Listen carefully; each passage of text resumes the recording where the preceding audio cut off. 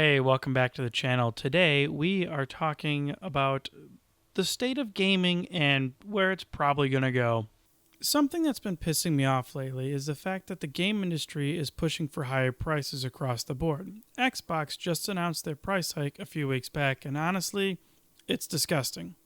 Now, I do come from the days when you actually went to GameStop at midnight for a release. You lined up early, held your spot like your life depended on it, and if you were lucky, you got one of the first copies. Between then and now, those same companies told us that, hey, going digital is going to lower the pricings for games. Fewer digital materials, no middleman. Hey, it's going to be cheaper. And we all know that that was a fat lie. Why you always lying? And now, with the drop of Oblivion Remastered, I think Asmongold nailed it. We're entering a period where studios are just going to shove out remastered titles. Why? Because they're easier to make and people will buy them for the nostalgia. Don't get me wrong, playing Oblivion with a facelift has been a dream come true. That first time I loaded it up was magical. I have been on my own nostalgia-fueled trip in the game, and as I get a replay quest that I am somehow remembering almost 20 years later, I'm in love with the game all over again, and how dumb the NPCs can be. It's just fantastic. Let's take a look at what's really going on here. In January 2022, Steam saw 914 new game releases, and around 453 of those were indie titles. That's nearly 50%. Fast forward to January 2025, and indie developers are still hovering on that 50% mark. And look what they're doing with it. Warhorse Studios dropped Kingdom Come Deliverance and crushed it. Back-to-back hits. Over $50 million in revenue for both titles. And Kingdom Come Deliverance 2 only came out a few months ago. Hinterland Studios, just one game, The Long Dark. And they're pulling in an estimated $37 million since 2017. So not only are indie devs releasing more games, they're sometimes charging near AAA prices and still raking in huge returns. And that's without microtransactions, that's without a battle pass, and without half-finished crap. These devs actually give a damn about what they're making. Now, let's take a look at the AAA industry. You want to know what's wrong with the price increase? Look at what we're getting in return. Broken games, live service slop, and half-baked messes that feel like they were built in a boardroom and not a studio. The EU Commission and Consumer Protection Corporation Network have started to set up guidelines on microtransactions due to the levels of exploiting their players. Big studios have built their revenue towers on these cards of microtransactions, loot boxes, and subscriptions, and now that structure is starting to crumble. They're jacking up their prices and leaving us holding the bag. And here comes Xbox with the nostalgia strategy. Let's dip back into the vault, polish off some classics, and try to claw our way back into relevance. And hey, I do like the idea. I'm going to play those games again, but I am not spending $80 for a buggy, half-assed launch like Starfield, Avowed, or whatever Halo thinks it's doing now. Instead, I'll happily give my money to games like Kingdom Come Deliverance 2 or Baldur's Gate 3.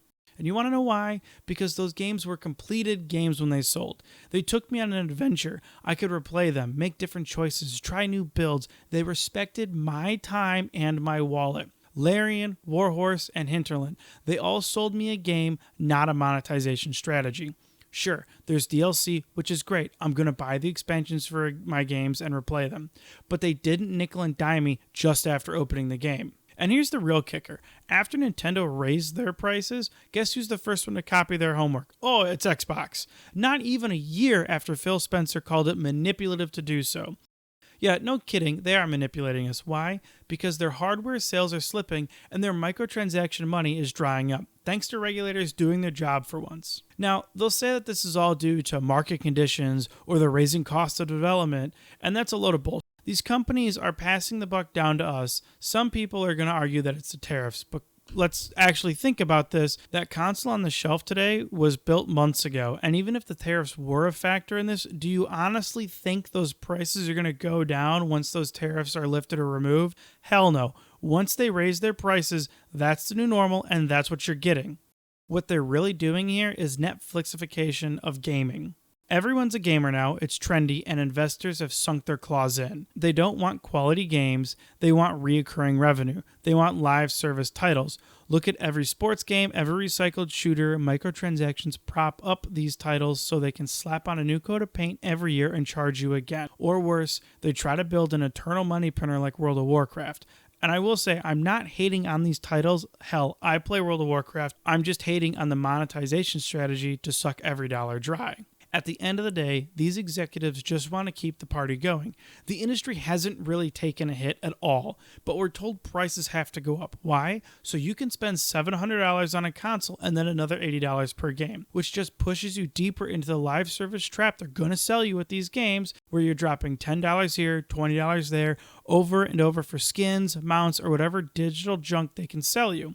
I used to blame the new wave of I'm a gamer now types, and yeah, some of them are just Twitch personalities using gaming as a backdrop. But the real problem, the suits at the top. The industry is being warped into the subscription-based microtransaction hellscape mess just like Netflix. Only instead of raising prices by $1 every year, they're going to try to be Blizzard and sell you an overpriced digital dinosaur every day. They're going to keep peddling trash and raising prices under the guise of market uncertainty, and then they'll roll out more subscription services like Game Pass. Eventually, even that will splinter like Netflix into various subscription levels because, oh my god, we just have to sell more advertising space.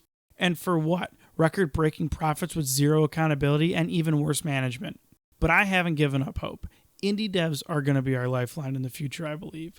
They're putting heart and soul into what they build. I'm fine with waiting 6 years between titles if it means getting another Kingdom Come. That yeah, I don't get to go create my character to be how I want to be, but rather develop his skills through the story and how I play it every single time. So every game is different. I love how Hinterland basically had us beta testing The Long Dark years before the story mode dropped. I can't tell you how often I was playing that sandbox and enjoying every minute of it.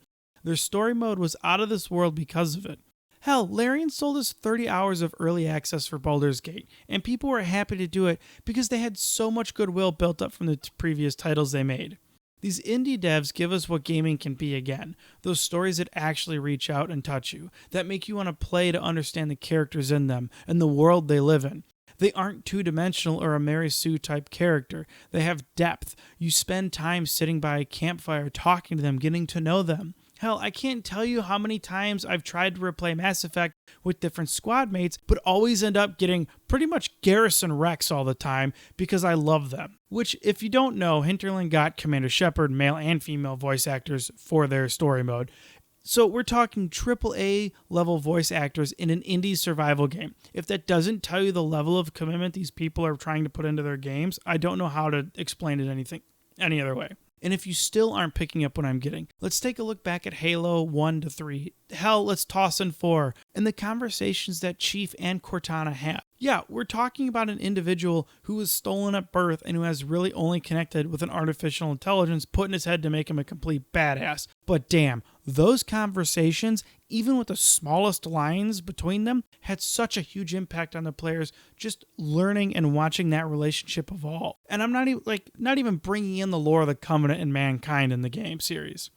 Now, I understand every indie game isn't going to be a blockbuster hit, and I'm not saying they all are, but the fact that we're able to give our hard-earned dollars to people who are trying to build amazing things and sometimes do nail it out of the park. And as long as we continue to give them positive feedback, they're going to continue to build and develop on those games and those styles. And so we're going to get AAA level at some point from these indie developers. Now, I'm sure someone is going to tell me I'm just being nostalgic on gaming and it's all changed, blah, blah, blah, I'm a boomer, or something along those lines. But it's not. It's the destruction and complete commercialization of something that used to be amazing. So, to wrap it up, my reaction to the latest AAA price hike isn't even outrage anymore. It's apathy. Like Anthony Anderson said in Harold and Kumar Go to White Castle. This makes me want to burn this motherfucker down. Come on, Boogie, let's burn this